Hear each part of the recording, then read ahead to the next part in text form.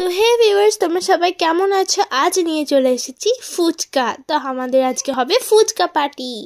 অনেক দিন থেকেই মন চাইছিল ফুচকা ফুচকা, তাই ফুচকা তো খেতেই হবে না। তো আজকে ভাবছিলাম যে অন্য একটা রেসিপি নেবো, অন্য একটা রেসিপি করব। যেহেতু ফুচকার কথা, তাহলে কে হাতছাড়া করে বলুন তো? তো প্রথমে একটা বাটিতে আমি নিয়ে নিয়েছি সেই আলু সেদ্ধটাকে, তারপর আমি নিয়ে নিয়েছি সেই তেঁতুলের জলটিকে, যেটা আমি খেতে খুবই ভালোবাসি। এরপর আমি সব ফুচকাগুলোকে ঢেলে দিচ্ছি। তো এই ফুচকাটা দিয়েছে আমাদের প্রিয় Tani aunty. Tani aunty, thank you so much. আমাকে ফুচকা খেতে কিন্তু দারুণ লাগে তানি আন্টি।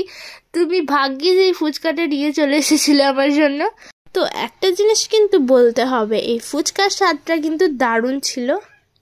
সত্যি thank you so much Tani aunty. তো আজকের এই ছোট্ট মিনি ভ্লগটা আপনাদেরকে কেমন লাগলো আপনারা প্লিজ কমেন্ট সেকশনে জানাবেন। সবাই ভালো থেকো, টাটা।